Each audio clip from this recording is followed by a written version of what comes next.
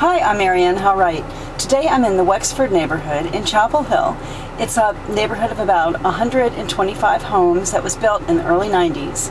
Let's take a drive through and I'll show you around and I'll tell you something about the neighborhood as we're driving through. There are just a handful of neighborhoods in Chapel Hill and Carrboro that have a neighborhood pool. Wexford has a pool, clubhouse, playground, tennis courts, and a gazebo and small pond. What I love most about Wexford are the half-acre lots with mature trees and beautiful landscaping. It makes it a little hard to do videos though because you have to kind of peek through the trees to see the homes.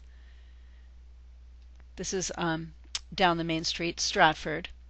Wexford has a Chapel Hill address but is actually in Carrboro. The tax rate is $1.64 per dollar of valuation. The homeowners' dues in the neighborhood are $65 a month, and that includes the use of the amenities. Children can walk to McDougall Middle and Elementary Schools, which are part of the Chapel Hill Carrboro City School System. The high school is Chapel Hill High, and that's just a couple of miles down the road. Most homes are in the mid-400s to around 600, except for 10 homes that were built in the past few years that are higher priced, and we're just passing those right now. Sidewalks line the streets in Wexford, and bike paths make for an easy ride into Carrboro, which is only a little over 2 miles from the neighborhood.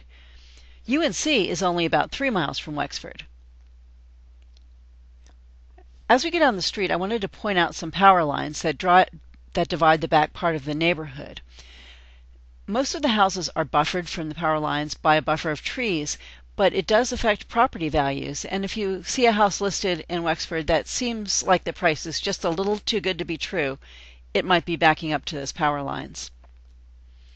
We're going to drive out of the neighborhood now, and on our way up the street we'll pass a few homes that are a little more open in the front. Behind these houses there's some trees, and there's a field behind that may be developed someday, so that's something to keep in mind. We're going to quickly pass the pool, tennis courts, gazebo, and picnic area on our way out of the neighborhood. Thanks a lot for joining me on our tour of Wexford today. This is Marianne Wright from Wexford neighborhood in Chapel Hill, North Carolina.